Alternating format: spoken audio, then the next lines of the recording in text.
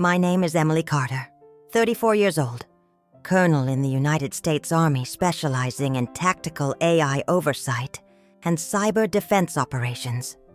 In their eyes, though, I'm just the girl who dropped out of her MBA at Duke and joined the military because she couldn't hack the business world.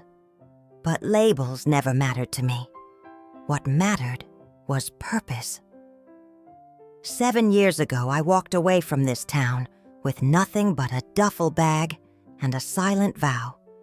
Tomorrow I'll walk back in with a uniform that says exactly who I've become. They think I'm just the girl who dropped out of her MBA and joined the military because she failed. That's fine.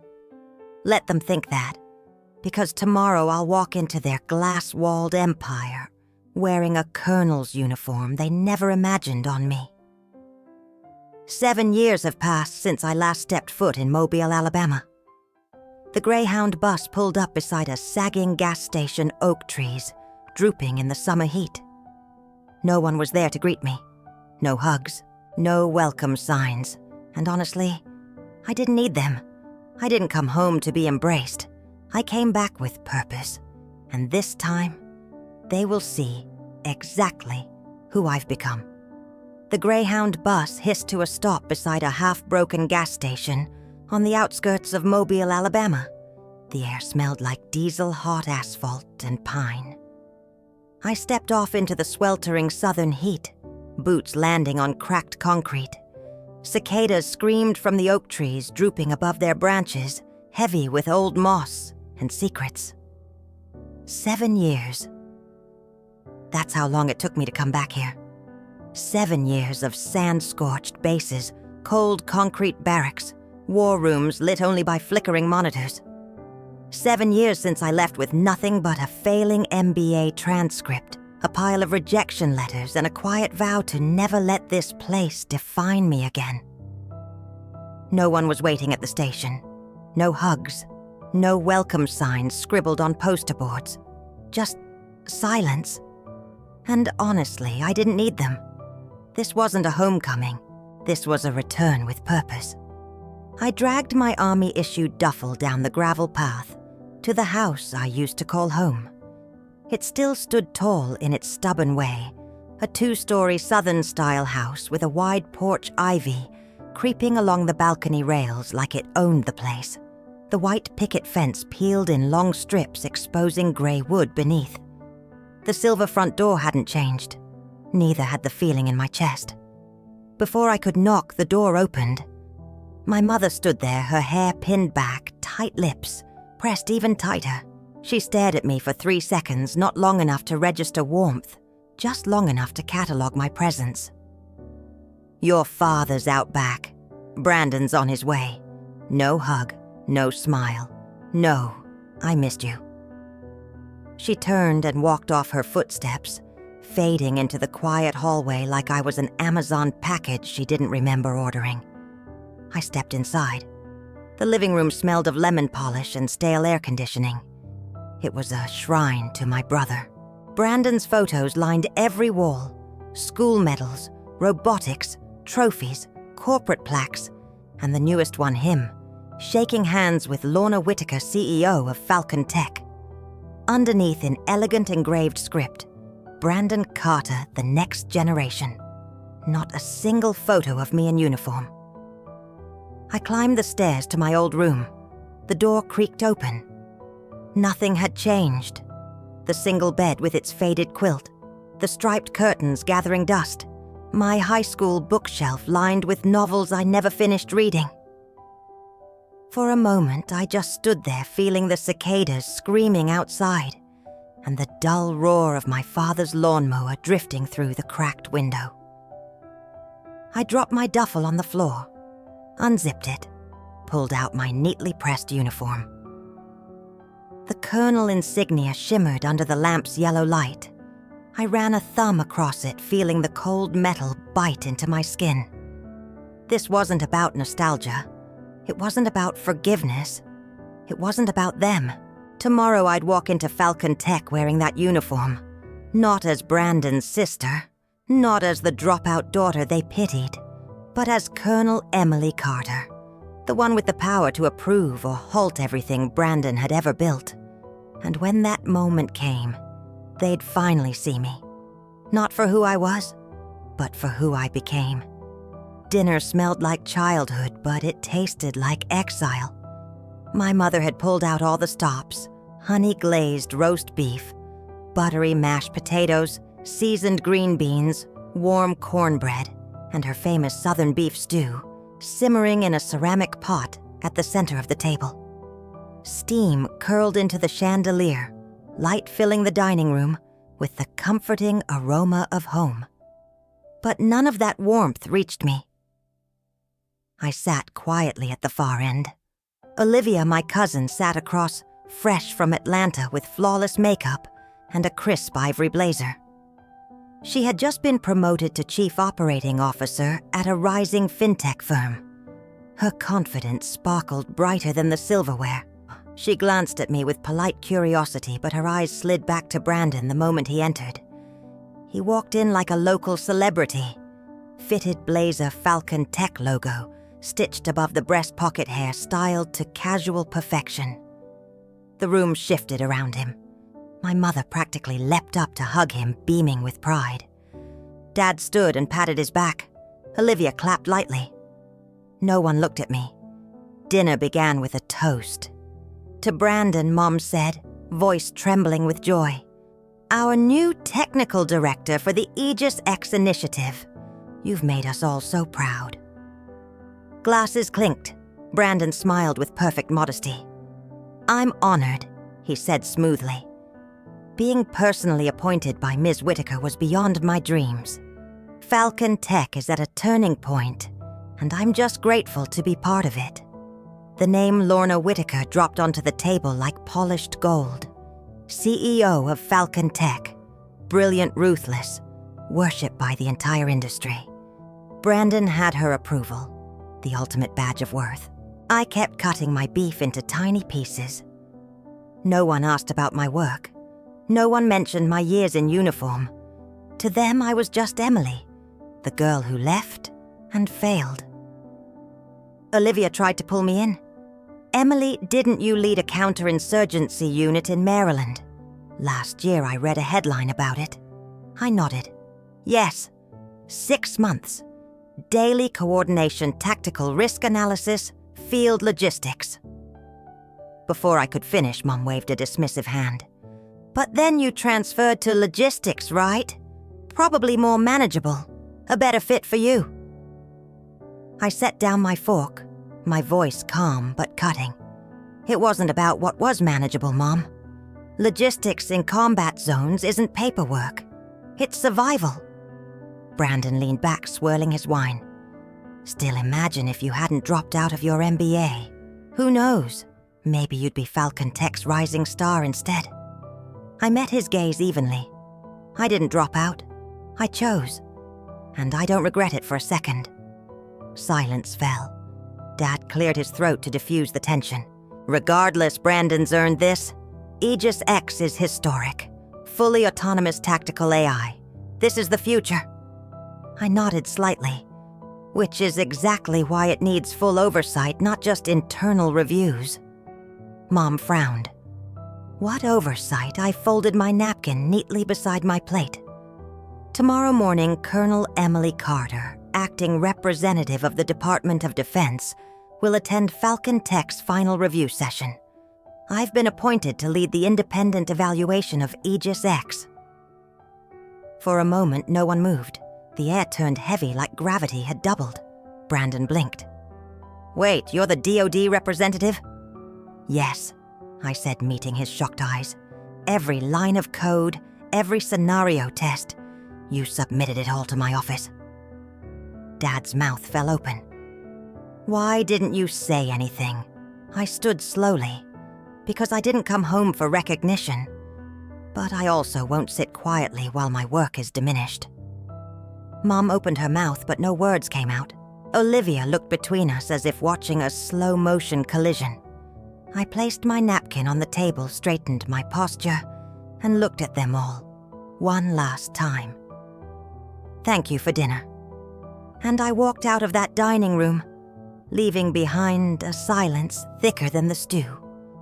For the first time in my life, they weren't just surprised, they were uncertain. And that was a start. Night settled over the house like an old quilt, heavy, musty, suffocating. Shadows gathered in the corners where childhood fears still slept. I lay on my narrow bed staring up at the ceiling paint peeling in uneven strips like curling scabs. The cicadas outside had quieted, leaving only the distant hum of cars on the highway and the occasional groan of old floorboards shifting under the weight of memories too stubborn to fade. I could feel the history in these walls. Every creak whispered reminders, the slammed doors, the muffled arguments, the silent dinners with eyes fixed on plates, the hierarchy that never needed to be spoken aloud. Brandon the golden boy, Richard the iron father, Sandra the watchful mother, and me, Emily, the girl who left, the one whose name was spoken like a slur, or worse, an afterthought. I swung my legs over the side of the bed, the mattress spring sighing beneath me, and reached for my duffel bag resting at the foot. My hand trembled slightly as I unzipped it. Inside my uniform lay folded with rigid precision. Under the jaundiced glow of my desk lamp, the fabric looked almost ceremonial solemn in its authority. I lifted it out and laid it carefully across the bed, straightening the collar, smoothing every crease with my palms. The brass buttons caught the lamplight and gleamed like small, silent suns. On the left shoulder, my rank insignia colonel shimmered with quiet defiance. I ran my fingers across my name tag, Carter. It felt so foreign here. In this house, that name had never belonged to me. It belonged to Brandon Carter, valedictorian quarterback congressional intern, before he could legally drink. To Richard Carter, patriarch whose word bent the house into obedience. To Sandra Carter, matriarch who held the family together with a brittle grace and punished every crack. And me, I was just Emily, the girl who walked away from it all or was pushed. But tomorrow that name would carry a different weight. Tomorrow it would not be a name they lent me out of pity or tolerance. It would be a name I owned, carved out of sweat blood and stubborn refusal to break.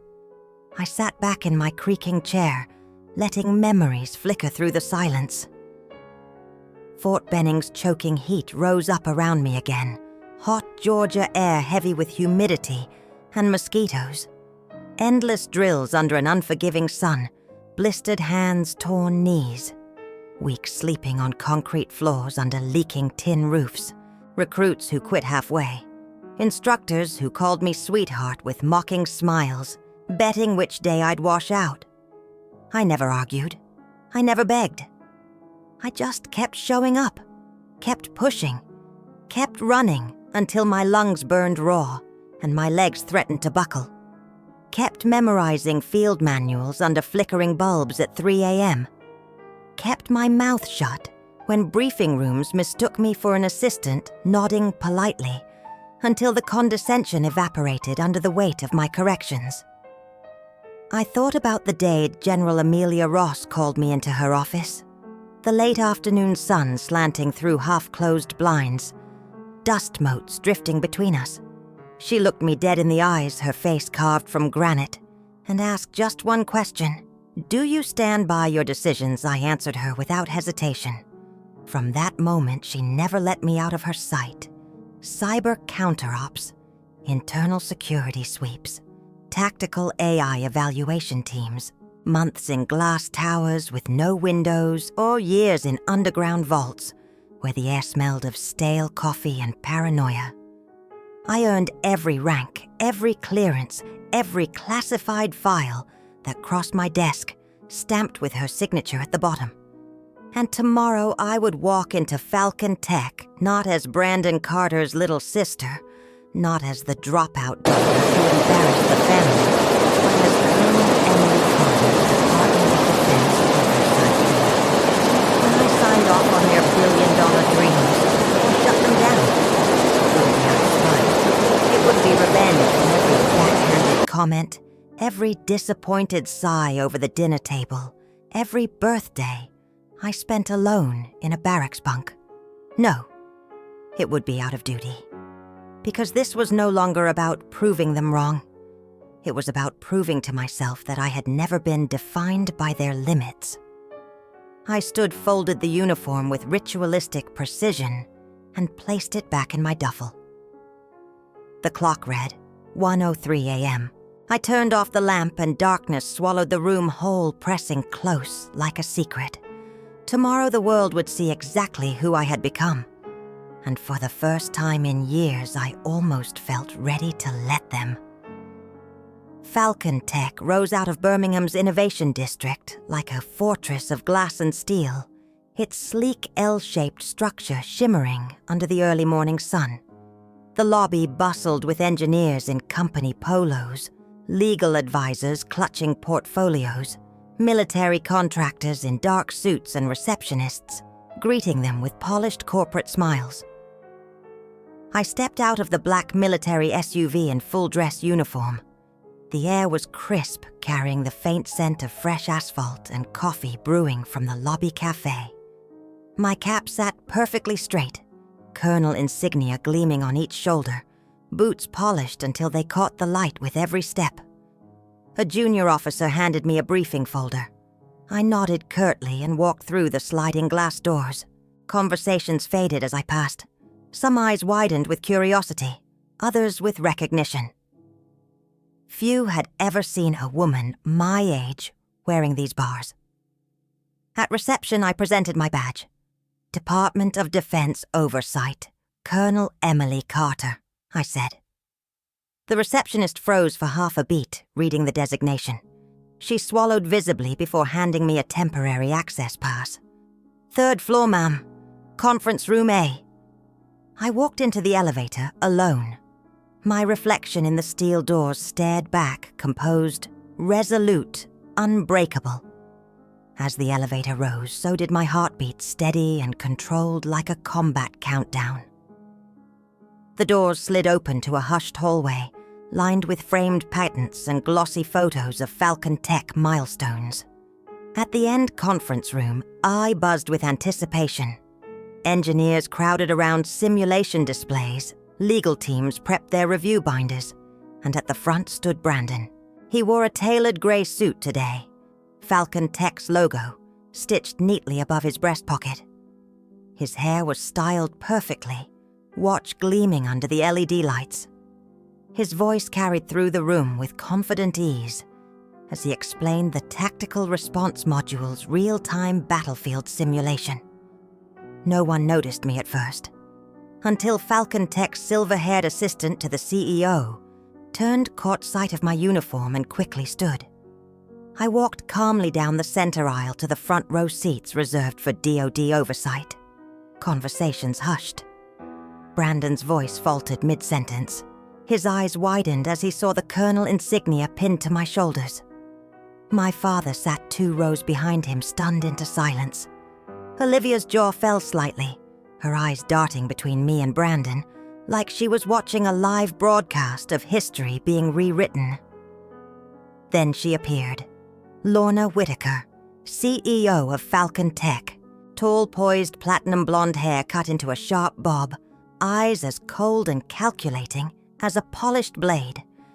She strode directly to me, her heels clicking against the marble floor like a countdown. "Colonel Carter," she said, extending a firm hand. "It's an honor to have you here." I rose and shook her hand with matching strength. "Pleasure to be here, Ms. Whitaker." Brandon looked like he'd witnessed a glitch in reality. My mother stood quietly near the back of the room, eyes locked on me with a look I'd never seen before, something between pride and fear. The presentation resumed.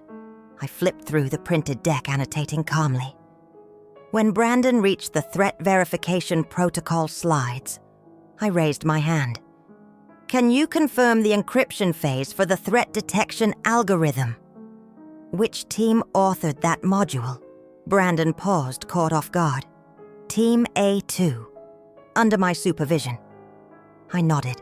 That team reused an algorithm rejected in Draft 12 due to latency exceeding acceptable parameters. Was this addressed in the revised iteration, silence fell. Brandon flushed lightly. We believed the optimization was sufficient under combat simulation thresholds. I closed the folder. My voice was steady. Belief isn't enough, Mr. Carter. Tactical AI isn't about projections. It's about lives. The room was silent except for the quiet hum of the air conditioning. I could feel every eye on me. But I didn't come here to diminish anyone. I came to protect what mattered. The review lasted 3 hours. When it ended, I adjusted my uniform and gathered my notes. My preliminary findings will be submitted by week's end. Final clearance or hold will be determined by the Oversight Board. Lorna Whitaker nodded once. We fully trust your process, Colonel. I walked out without looking back. But this time, I wasn't the invisible daughter. I wasn't the girl who left. This time, the entire room knew exactly who I was. The sun was slipping below the tree line when I pulled into the driveway. The golden hour bathed the old yard in honeyed light, making the peeling white fence glow like bones under thin skin.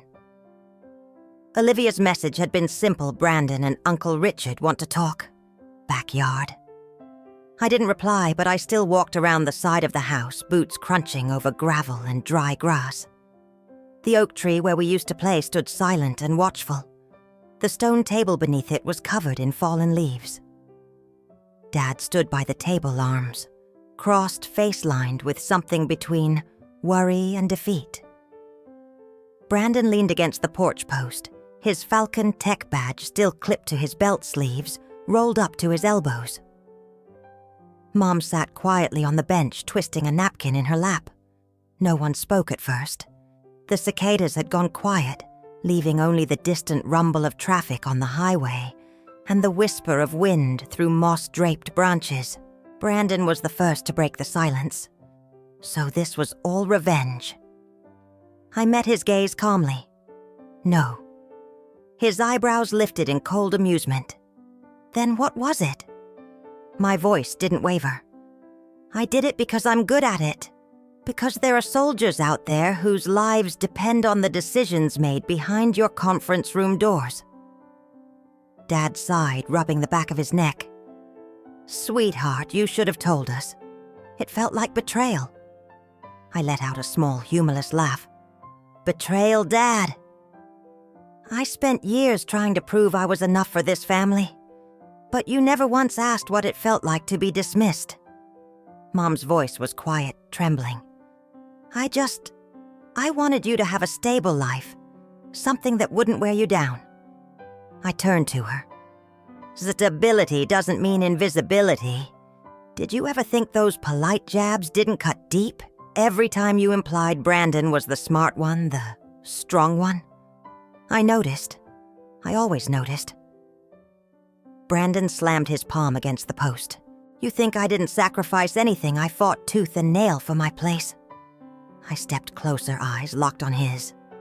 And you think I didn't? 7 years in combat zones, missing holidays, funerals, birthdays, sleeping on sandbags, dodging mortar fire. Not a single call from any of you. My voice softened the edge, fading into something more human.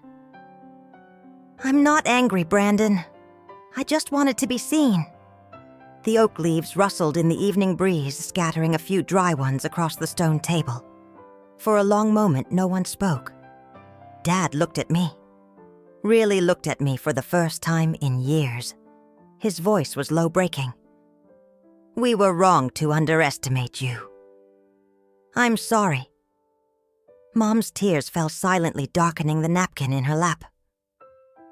Brandon pushed off the post, walked toward me, and for the first time in a long while, his eyes weren't full of pride or scorn, just exhaustion. He hesitated, then extended his hand. You've proven your point. You don't have to carry it alone anymore. I didn't shake his hand. Instead, I pulled him into a hug. His shoulders stiffened, then sagged against mine.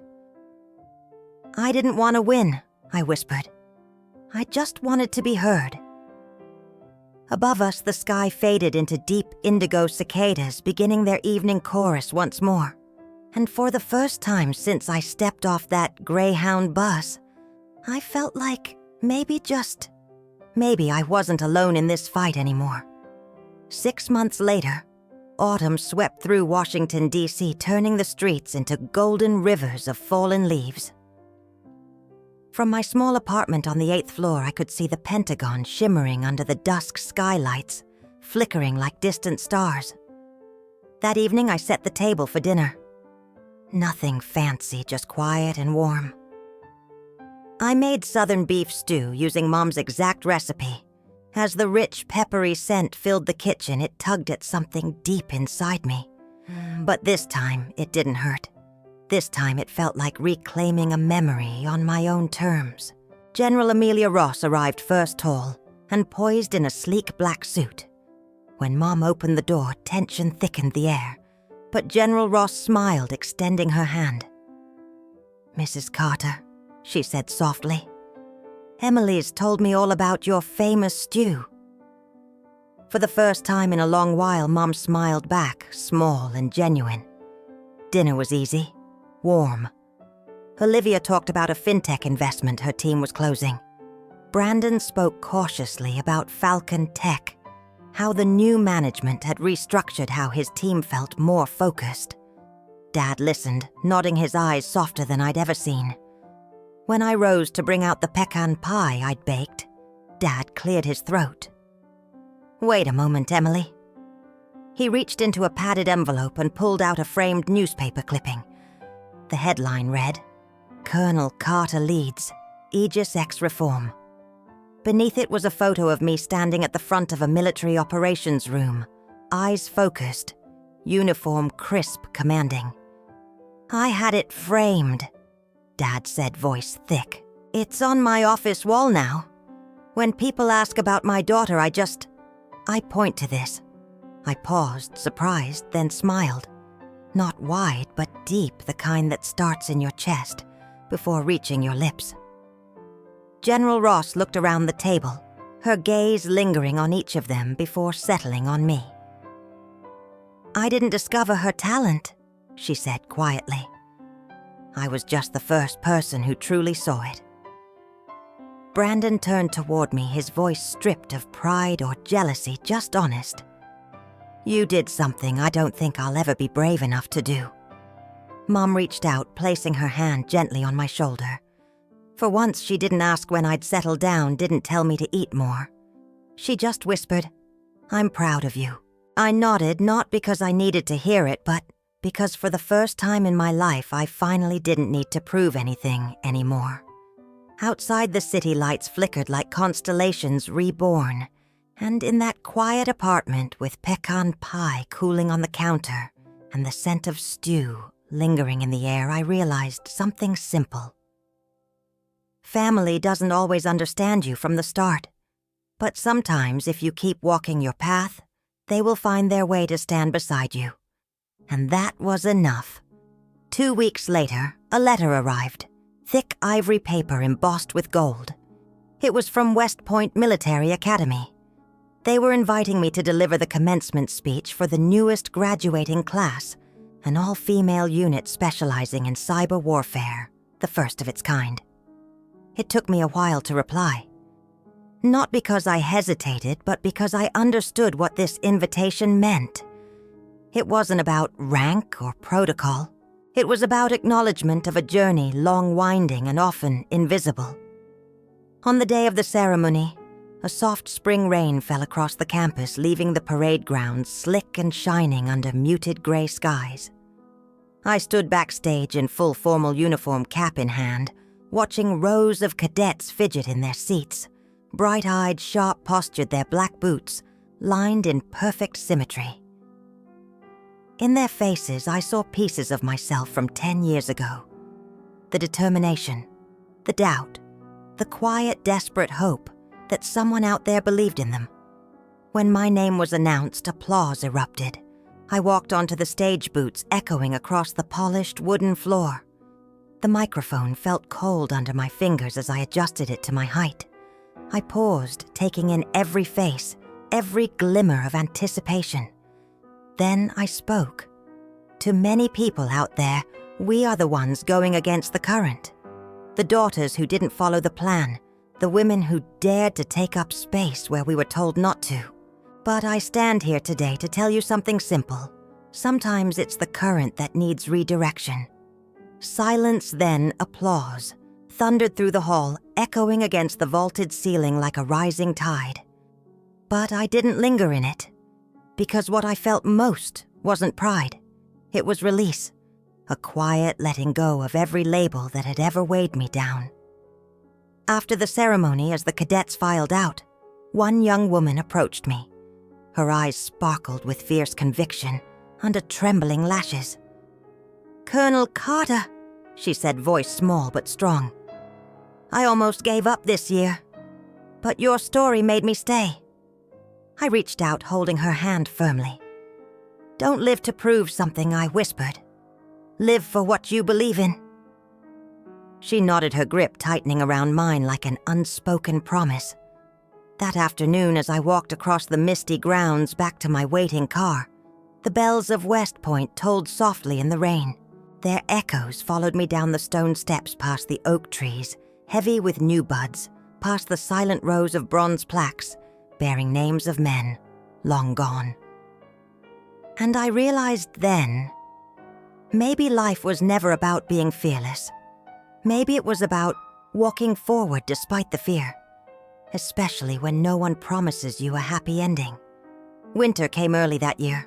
From my office window at the Pentagon, I watched the frost spread across the silent glass, blurring the distant city lights into soft, trembling stars. Steam rose from the coffee mug cupped in my hands, warming my chilled fingers. Project Aegis X had officially entered its final operational phase. I spent the morning handing off leadership to a new team, young officers, brilliant and driven, ready to rise. General Ross placed a hand on my shoulder as I signed the last authorization document. "You built something worthy of trust," she said quietly. "But there's still an entire world out there, Emily, and it's waiting for your next mark. I didn't leave the military, but I didn't go back to the same path either. I took an extended leave, choosing instead to write a new chapter 1, where I held the pen fully, no longer tracing the lines others wrote for me. Brandon and I were still different, but now when I visited Mobile, he no longer avoided my gaze. He told me about times he'd had to start over, admit mistakes, swallow pride. I nodded, not because it erased the past, but because we were both learning to live honestly as grown people finally. Mom didn't ask me to wear floral dresses at Christmas anymore. That year she gave me a pair of black leather boots. "Fits a colonel's spirit better," she said with a small smile, eyes glistening just a little. Dad now introduced me as my daughter Emily. She used to lead a national defense AI program. When he said that, I didn't feel proud. I felt peace. Olivia moved to DC for good. We shared my apartment like two comrades in arms. She was still the brightest wind in my life, the one person who had never stopped believing in me. Without her, I wouldn't have stood this strong, this long. One night, while walking around the lake after a light snowfall, she asked, "Do you ever think if we were born into a different family, things might have been easier?" I paused, letting the question settle between us in the cold air. Then I shook my head slowly. "No," I said. Because without all those years of being doubted, maybe I never would have known just how strong I really am. I turned to her, snowflakes catching in her dark hair like tiny stars. "And without you, even with all that strength, I wouldn't have made it through." She didn't say anything. She just reached out and took my gloved hand in hers. We kept walking, boots crunching on the frosty path, the silent lake glimmering under moonlight beside us. Maybe I didn't need a perfect ending. Maybe a meaningful life is simply having the courage to keep writing it one page at a time, one quiet decision after another, especially when no one promises you a happy one. 3 weeks later, I was summoned back to Falcon Tech under urgent classification clearance. My badge beeped through 12 biometric gates before a silent guard escorted me down into the subterranean vaults. The elevator hummed a cold mechanical sound vibrating through steel bones. When the doors opened, the air smelled of burnt circuits and stale coffee. Fluorescent lights buzzed overhead. Tech leads scurried past with bloodshot eyes clutching caffeine-stained paper cups, their faces etched with sleep deprivation and quiet terror. Somewhere a server fan whined like a dying insect. On screen, a snippet of code blinked in the dim light. I scrolled. Line after line flickered past in sterile syntax. At first, it looked like routine optimization protocols. A patch here, a debug call there. But then tucked between the lines like a spider among dead leaves, I found it. A hidden subroutine, tagged with an internal Falcon Tech developer signature. Brandon's signature. For a moment, the world went silent. The hum of machines, the distant voices, the pounding of my own heart, gone. Only his name stared back at me cold and final. I isolated the module and decrypted it line by line. The symbols unraveled like poison vines. A dormant backdoor protocol. A silent failsafe that rerouted command hierarchy to an external control node, registered under Falcon Tech's private security division. In simple terms, an untraceable corporate override of military leadership in any live combat deployment. My chest tightened, breath caught in my throat. The blood roared in my ears like an oncoming storm. "Ma'am, a cybersecurity analyst," whispered behind me, voice trembling. What does it mean?" I swallowed my voice low, shaking with fury. "It means, if this system deploys as is, Falcon Tech can assume full operational command of any battlefield, where Aegis X is activated. They built a corporate coup protocol into the defense grid. Silence fell, heavy, absolute. The fluorescent lights seemed to flicker harder, as if the building itself recoiled. I authorized an immediate lockdown under national security directive protocols. My phone buzzed in my breast pocket, encrypted notification priority code. "Brandon, Emily, don't do this. You don't understand what's at stake." My hands trembled as I typed back, knuckles white against the glass screen. "What did you do, Brandon?" His reply came instantly, as though he'd been waiting, breath held. "I didn't have a choice." Lorna forced me to insert it. She has leverage. If you shut this down, everything collapses, including me. I closed my eyes. For a fleeting moment, I saw us as children again, running barefoot under the old oak tree. In our backyard toy, soldiers clutched in dirty fists, cardboard castles collapsing under summer winds. He used to promise he'd protect me, that he'd always stand on the side of what was right. But now, as I stared at the lines of betrayal glowing across the screen, I realized something brutal and irrevocable. Some castles are built on foundations of rot. I stood up, my chair scraping against the concrete floor, and turned to the cybersecurity team, my voice cold and unbreakable. "Prepare a full classified escalation to the Secretary of Defense. Today." One analyst, a kid barely out of grad school, whispered, "But your brother." I met his gaze, my eyes hard as tempered steel. "This isn't about my brother anymore. This is about a nation, and I will not let Falcon Tech turn my country into its private army." They scrambled to execute my orders. My boots echoed down the corridor as I walked out into the pre-dawn dark. Frost glimmered across the asphalt like tiny blades under sodium streetlights. The wind cut through my uniform sharp and clean, scraping away the last remnants of warmth in my bones. I looked up at the bruised sky, silent and endless, and let myself feel the grief of what I was about to destroy. Because sometimes being strong isn't about choosing between right and wrong. Sometimes it means choosing duty over love, justice over blood. And that morning, As dawn broke in pale gold over Birmingham's cold steel skyline, Colonel Emily Carter became something her family never saw coming. Not just a soldier, not just a daughter, not just a protector of life, but the woman who chose truth over everything, even if it meant becoming the executioner of everyone she ever loved. I drove back to the old house that same night. It was nearly 0300 hours when I pulled off the main road headlights, sweeping across frostbitten grass and cracked stepping stones. The porch light was on. Moths circled it like anxious spirits.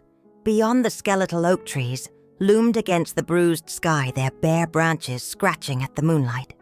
Brandon was waiting for me on the porch steps, shoulders hunched, elbows braced on his knees. His uniform jacket hung loose collar half-turned, as though he'd dressed in a panic. Sweat gleamed on his temples despite the biting wind making him look almost boyish again. Almost innocent. But innocence doesn't bury back doors in national defense systems. When I stepped out of the car, the gravel crunched beneath my boots like breaking glass.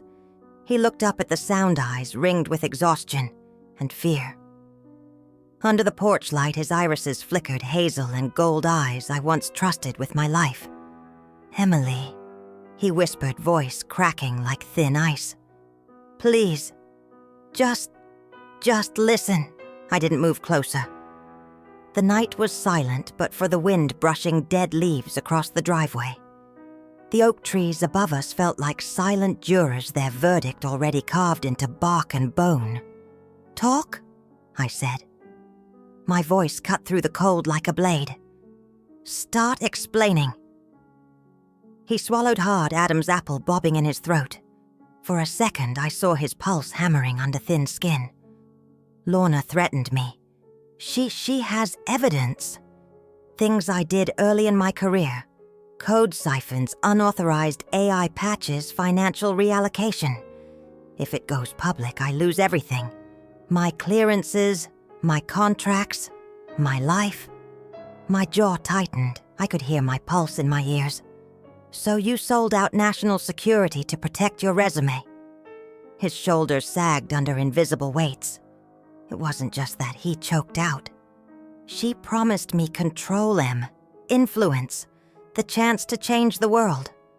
I thought if I built the override, if I worked with her, I could steer it, keep it ethical, keep it safe. I stepped closer, boots scraping against the gravel. The porch light flickered above us, casting him in flickering shadow and pale yellow glow. By enslaving it, I hissed. By giving a private corporation the right to hijack our defense systems and turn every soldier into a puppet on a string. Tears spilled down his cheeks, carving shining paths through the grime and exhaustion. His lips trembled as he whispered, "I didn't see another way." I reached out and pressed my gloved hand to his chest, feeling his heart hammer beneath thin cotton. For a moment, it was like we were kids again, playing soldier and medic under the oak tree, pretending we could save the world with cardboard swords and paper shields. But childhood ends, and choices are knives.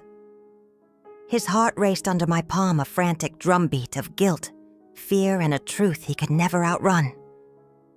"You did see another way, Brandon," I whispered. "You just didn't choose it." His sobs broke free, then ragged and desperate. They echoed through the quiet yard, mingling with the whisper of moss swaying in the dark. The old porch boards creaked under his shaking frame. I pulled my hand back, feeling the warmth of him vanish into the freezing air. My boots turned on the gravel, each step away, punctuated by the sound of his grief, his betrayal, and my silence. I didn't look back. I couldn't. The oak branches clattered above like brittle bones, mourning something long dead between us. Because forgiveness can wait, but duty never does. And as I walked into the frigid pre-dawn, my breath fogging the air in pale, ghostly wisps, I realized this was the night I buried my brother, not in earth, not in stone, but in the cold, dark vault of my own heart. The horizon began to glow with thin silver light as I reached my car. Dawn creeping over a world he would never again see with unbroken eyes. A world I would now have to protect from him. I paused, hand on the driver's side door, letting the grief wash through me, sharp, clean, and silent. Then I slid behind the wheel, started the engine, and drove back to base, back to war. Because sometimes justice is just another word for sacrifice, and sometimes to save a nation, you have to destroy your own blood. At 0400, I was back inside the Pentagon's secure cyber command. The fluorescent lights buzzed overhead with a sterile hum. Banks of monitors flickered with cascading code satellite relays, threat assessments. The entire room pulsed with quiet urgency. Dozens of analysts hunched over their terminals, fingers flying across keyboards. Caffeine fumes thickened the recycled air as they raced the rising sun. General Ross stood beside me. Her uniform was crisp silver eagles gleaming against olive green, but her eyes were bloodshot, rimmed with exhaustion, and something colder calculated fury. Steam curled from the black coffee in her hand, carrying the bitter scent of burned grounds. She didn't look at me at first. Her gaze swept the command center, watching her people move, with precise terror, a hive of brilliance and fear. Finally, she spoke, voice low, but slicing through the room like a scalpel. "Do we go public?" I shook my head, feeling the ache in my spine, the heat behind my eyes, the tremble of adrenaline still sparking through my veins. "Not yet. If we alert the media before we patch the vulnerability, Lorna will trigger her failsafe. She has full remote destruction protocols on every operational node." Ross sipped her coffee, eyes narrowing at the tactical map glowing on the central screen. Blue and green lines marking Falcon Tech's integrated networks, spiderwebbed across the globe. "And if she wipes it before we secure a copy," she murmured, "we lose everything. Evidence. Proof. Leverage." "Exactly," I said. My voice sounded strange to my own ears, raw, scraped clean of grief, leaving only steel behind. "We need her to think the system is safe, untouched. Then we strip it out from the inside line by line, subroutine by subroutine, until all she has left is an empty shell." Her lips twitched a ghost of a smile, though her eyes stayed hard. "That's why I chose you."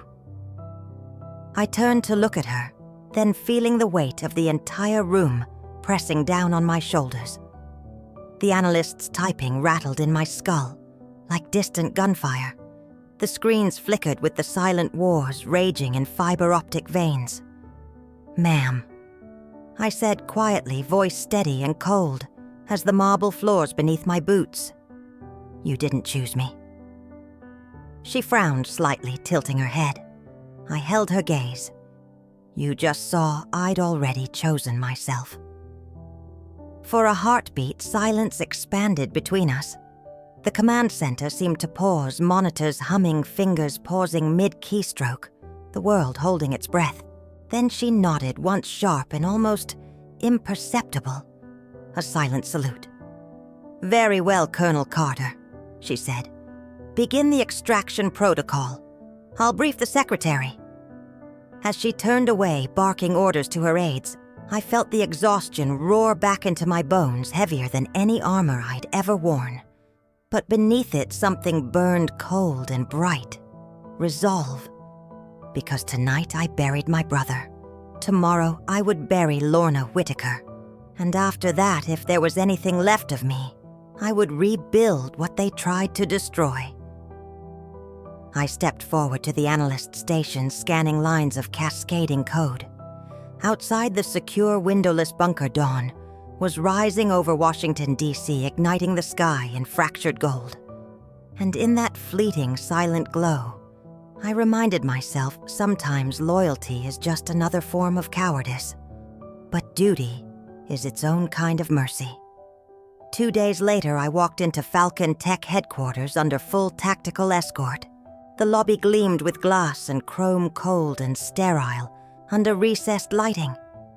Security scanners hummed as my team passed through. Weapons holstered, but eyes-sharp boots echoing off marble floors in precise unison. Employees stopped mid-stride, staring with wide, frightened eyes as the uniformed column advanced toward the executive elevators. On the 49th floor, I stepped out into silence. The executive wing stretched before me in quiet opulence. Glass walls overlooking Birmingham's skyline, steel beams gleaming under the morning sun. The city sprawled below, unaware that its fate and that of an entire nation was being decided behind these tinted windows. Lorna Whitaker sat in her corner office, her desk a minimalist slab of smoked glass and brushed aluminum. Behind her, the panoramic view framed her like a portrait of conquest. She didn't rise when I entered.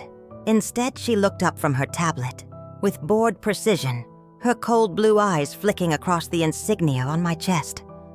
Colonel Carter. She purred, her voice smooth as poisoned honey. "I expected you sooner." I said nothing as I approached. 2 MPs flanked the doorway, rifles slung across armored vests. Her legal team stood in a cluster near the windows, designer briefcases clutched in trembling hands, their eyes darting between me and their client, like prey watching wolves circle. I sat across from her, boots planted firm on the cream carpet, folding my gloved hands atop her polished glass table. For a moment we sat in silence, her gaze assessing mine, unflinching. "I'm here to inform you," I said calmly, my voice slicing through the quiet like a scalpel, that Project Aegis X has been seized under National Defense Acquisition Directive 51. Effective immediately, all hardware, software, and intellectual property associated with its development are now classified federal assets under military jurisdiction. Her lips curled into a smile, but there was no warmth in it, only amused contempt. She set the tablet down with slow, deliberate grace. "You think seizing hardware matters," she said, her tone dripping casual derision. "The mind behind it is still mine. And without me, Colonel, all you have is a soulless machine. The code architecture, the cognitive progression, models, the predictive combat algorithms, they're proprietary. My proprietary." I leaned forward, then letting her see it, the exhaustion burned away to reveal only steel. The grief calcified into a resolve so cold it burned. Our eyes locked blue against brown, predator against predator. "No," I said softly, almost gently. "The mind behind it was my brother, but the soul behind it was mine." Her smile faltered just for a fraction of a second, a micro-expression of confusion flickering behind her composure. I kept my gaze steady, refusing to blink. "You see," I continued, voice quiet and lethal, "while you were busy blackmailing Brandon and drafting corporate coup protocols, I was studying your system. Every backdoor, every override node, every hidden exploit you thought no one else could see. And 2 nights ago, while you slept safe in your penthouse, I rewrote its core purpose parameters, line by line, subroutine by subroutine, until there was nothing left of your control." Her smile flickered again, dying at the edges, as realization sank in. She opened her mouth to speak, but I raised one gloved hand, silencing her. For the first time, I said my words low, and even you're about to understand what it feels like to lose everything you built to protect yourself. Behind me, one of my officers stepped forward, placing a sealed federal warrant on her desk with a sharp thud. The pages splayed across the glass, stamped with the insignia of the Department of Defense and the Justice Department's Counterintelligence Division. Lorna's gaze dropped to the warrant, then back up to me. Her pupils constricted, her nostrils flaring as she drew a slow, ragged breath. For the first time since I walked in, her mask cracked. I saw it then, the fear buried beneath layers of arrogance. The desperate knowledge that her empire was built on stolen genius and threats, and that empires like that always crumble under the weight of their own rot. You underestimated me, I said softly, leaning back in my chair, my eyes never leaving hers. You thought the Carter you needed to fear was Brandon. You thought the boy with the code was your weapon. But you were wrong. I rose to my feet, feeling the room tilt with the force of the moment, my voice echoing across glass and steel. You underestimated the wrong Carter.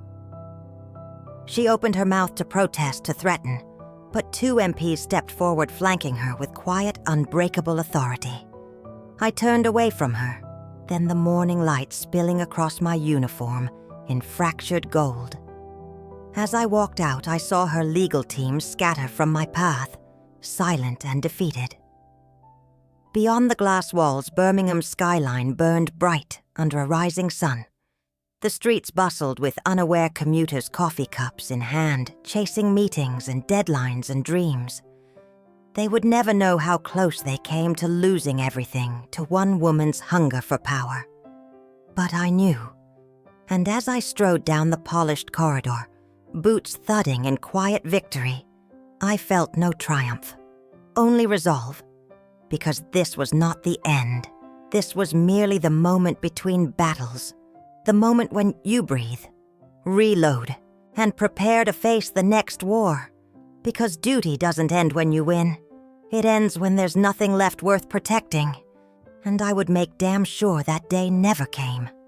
News broke within hours. Falcon Tech CEO, arrested for national security breach. AI weaponization, plot foiled by Pentagon Cyber Command. Treason and espionage, charges filed against senior Falcon Tech executives. Screens across the nation flickered with mugshots and courtroom sketches. Lorna Whitaker's sculpted face glared down from every news ticker, blue eyes vacant as she was led away, in cuffs hair perfectly styled even in disgrace. Commentators dissected her downfall in split-screen panels. Strategic genius turned traitor, visionary turned war criminal. But on the lower thirds, Brandon's name ran alongside hers.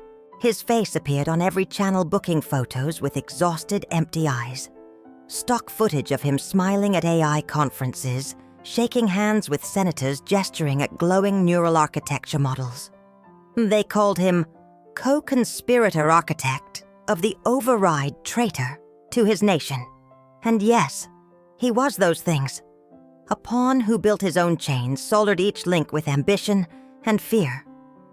But the queen behind him had always been Lorna. He just never realized he was expendable until the noose closed. That evening, after the media frenzy quieted and the Pentagon debriefings ended, I drove to the secure detention facility. The guard checked my credentials twice before leading me down a fluorescent-lit corridor that smelled of bleach and stale air. When I stepped into the interview room, he was already there, shackled at the wrists. The cold metal table separated us like a battlefield trench. No tailored suits today, no gleaming badges, no curated charisma. Just Brandon. His eyes flicked up as I entered, then dropped to the table again, hollow and unseeing. The overhead light cast stark shadows across his face, accentuating the sunken lines under his eyes. For a moment, I almost didn't recognize him. I ruined everything. He whispered voice, cracking, with something beyond grief. Something like the echo of a soul breaking. I sat across from him, folding my gloved hands on the tabletop. I let silence settle between us. Let him feel its weight. Finally, I shook my head slowly. No, I said quietly. You didn't ruin everything. You ruined yourself. He flinched, shoulders curling inward like a child bracing for a blow. But everything else I continued, voice steady though. I felt my chest ache with each word. The mission, the soldiers, the people, they're safe. That's what matters. His tears fell silently, dark spots spreading across the steel table. He didn't wipe them away. Didn't bother to pretend anymore. I'm sorry, Em, he choked out. His voice was so small it barely carried through the sterile air. I wanted to be someone. I wanted to matter. For a moment, I closed my eyes, and there it was again, the memory sharp and sudden. We were 9 and 7 lying in the backyard, under the old oak tree, fireflies blinking overhead like fallen stars. Brandon had spread out his comic books across the grass, pointing at each hero with shining eyes. One day, I'll build something that saves everyone, Em. I'll be just like them. And I had believed him. I opened my eyes and looked at the man before me now. His wrists were cuffed to the table. His eyes were red and swollen. The boy under the oak tree was gone, and in his place sat a man who had bartered his heroism for leverage, who traded integrity for ambition until there was nothing left of him but regret. I stood to leave my boots scraping against the linoleum floor. At the door, I paused, hand-braced against the frame. My heart twisted just once, pulling me back to childhood bike rides down the gravel drive, skinned knees patched with cartoon bandages, whispered secrets in the dark, while cicadas sang lullabies through open windows. But the world had changed, and so had we. "Goodbye, Brandon," I whispered. His shoulders shook with silent sobs, but he didn't look up. The chains rattled softly against the metal as his fingers clenched and unclenched in hopeless rhythm. I walked out the door, hissing shut behind me. My boots echoed down the sterile corridor like a verdict. Outside dusk had settled over the compound. Sodium lights buzzed to life along the perimeter fence, casting long golden shadows across the asphalt. I paused, staring up at the indigo sky at the first faint stars emerging through the dark. Somewhere far beyond these walls, the country slept safe under those same stars. Unaware of how close it came to losing everything, I let myself feel it. Then the grief sharp and bright and clean, the grief of losing a brother, the grief of burying him while he still breathed. But beneath it, something steadier burned, resolve. Because duty doesn't end with grief. It begins with it. And I would carry his failure as my warning. I would carry his broken dreams as my shield. Then I turned away from the sky, walked to my waiting convoy, and climbed in. There was still work to do, always work to do. Because in the end, it's not about who we save. It's about what we refuse to let die. And I refuse to let this nation die in the hands of men and women who mistook power for purpose. Not on my watch. 6 months later, Aegis X launched under full DoD control with a new name, Sentinel Protocol. I led the rollout as the Oversight Division's executive director. One dawn, as the cherry blossoms bloomed across the National Mall, I stood beneath the Jefferson Memorial, sipping burnt commissary coffee, reading the Morning Dispatch. A quiet peace settled over me, heavy and true. My phone buzzed. It was a secure message from General Ross. "Senate Defense Committee wants your nomination to Assistant Secretary of Defense for Cyber Operations." Think about it. I stared at the screen, the Potomac River shimmering pink and gold behind me. I thought of Mobile, of sandbag bunkers in Afghanistan, of Brandon behind glass walls, of Lorna awaiting sentencing. And I thought of myself, not as their daughter, not as his sister, but as Colonel Emily Carter, the girl who walked away, and the woman who built her own empire. I typed back a single line, "Tell them I'm ready." Then I slipped my phone back into my pocket, inhaled the soft spring air and smiled. For the first time, I felt light, not because the burden was gone, but because I finally knew it was mine to carry.